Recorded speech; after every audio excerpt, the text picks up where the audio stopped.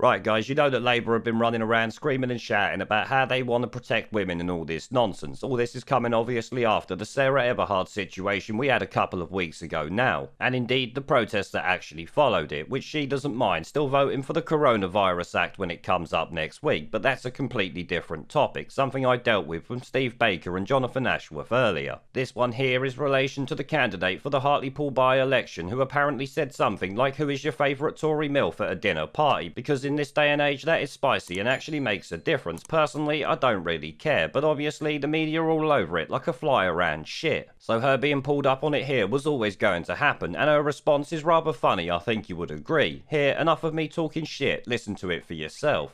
Your candidate, Paul Williams, said in 2011, "Do you have a favourite Tory MILF?" Mind-blowing dinner table conversation to which your colleague, the ex-Shadow Attorney General, Shami Chakrabarti, said this: "Completely unacceptable, misogynistic abuse. We need to change that candidate immediately." Do you agree with Shami Chakrabarti? Well, I absolutely agree with her that it is completely and utterly unacceptable.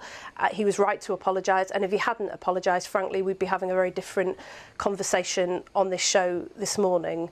I think it's really important that when we said as a Labour movement that this has to be a watershed moment after the murder of Sarah Everard and the outpouring from women across this country about what everyday sexism has done to our lives, that we prove it.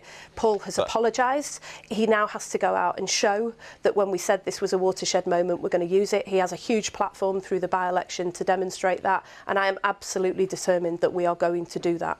So it's fine to be a misogynist as long as you apologise? No, I don't think it's fine to be a misogynist at all, but I think you need to recognise, Andrew, that we're in a place where a lot of people have got this wrong in the past, but with everything that's happened in the last 2 weeks, that drumbeat of everyday sexism to which women across this country, including me, are forced to live our lives is no longer acceptable. He said he got it wrong, and now what I want to hear from him and from others who've made comments like this is that they're going to get this right in the future, particularly those people who have a public platform.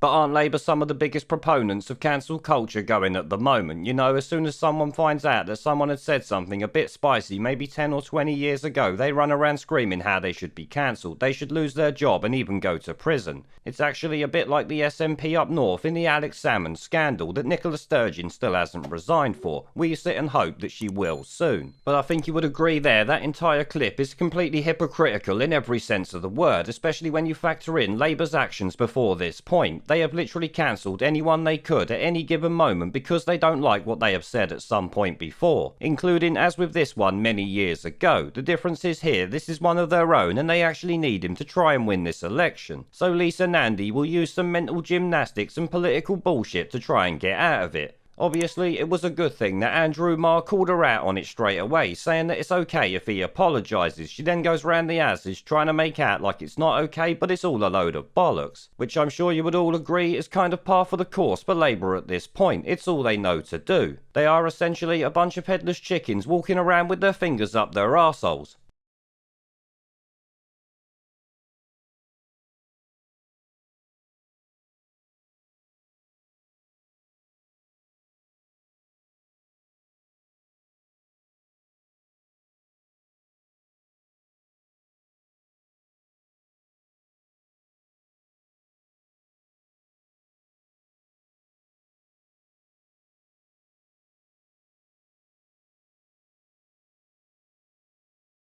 We're off!